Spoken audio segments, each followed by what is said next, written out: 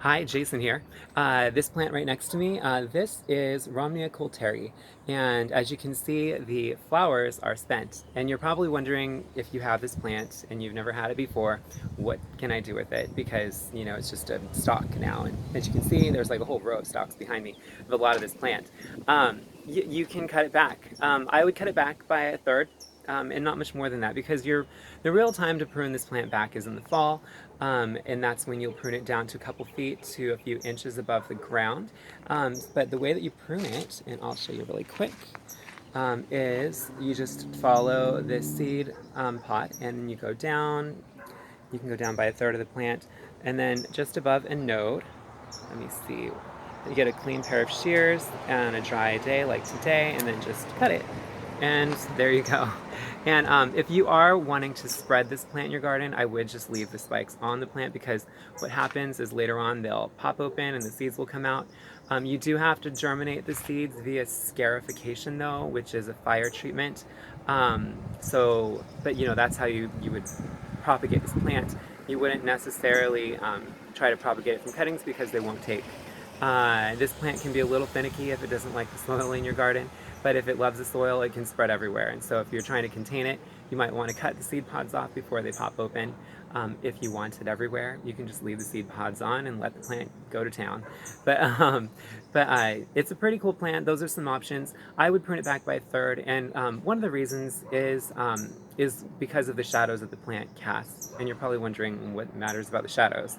I encourage you. So when it comes to radiant heat and in landscape, what some people call passive solar design, it's ways of conserving energy in your house by the use of plants. So on a really hot day, go and find a south-facing wall or wall that you see that the sun has just been beaming on throughout the day. And lightly touch the wall and briefly, and you'll notice that it's hot. Then reach behind the shrub that's, if there's a shrub next to the wall, reach behind the shrub and touch the shadow that's being cast on the very same wall. And you'll notice that it's very cool.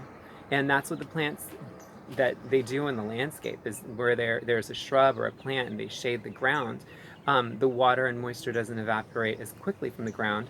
Therefore, you encourage more bacteria and fungi that thrive in the soil and make healthy soil. And they also keeps the radiant heat off of the ground so that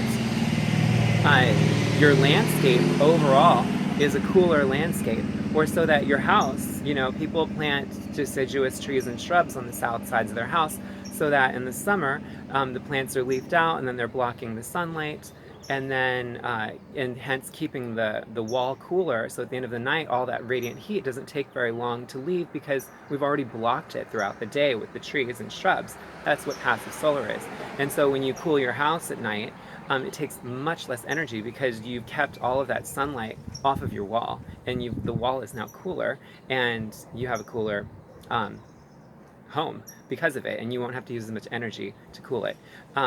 Landscape, underneath the shrub, there'll be a shadow where the sun hits the shrub all day. The shadow allows for more life in the soil, and also the roots of your plants support different bacteria and fungi in the soil as well. So that's why I say the shadows are cool. That's why I prune this plant only back by a third. If you really don't want the seed pods and you want to kind of brush it up and clean it up and make it look more uniform in your landscape, Matilija hot poppy, just cut it back by a third if you want to cut it back this time of year.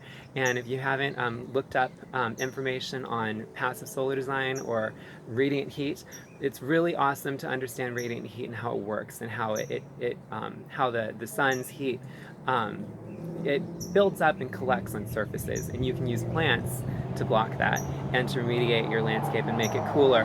Deciduous plants on the south side of your house block the sun in the summer, and then in the winter when you want sunlight hitting the walls of your house because it's cold, the leaves fall off of the plants because they're deciduous, and then you have sun going through the branches and hitting the wall at a time of year that you want that to actually happen. So it's a pretty awesome concept, and it's a pretty awesome thing in landscape. I absolutely love it. I think it's amazing.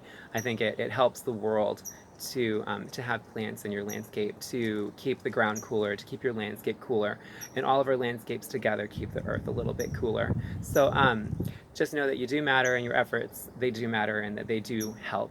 If If you have any questions on pruning Romneya coulteri or anything on radiant heat that you might have a question about, please feel free to let me know in the comments below. And if you haven't subscribed and you like updates to my newest videos, please click that subscribe button. Once again, my name is Jason. Thanks.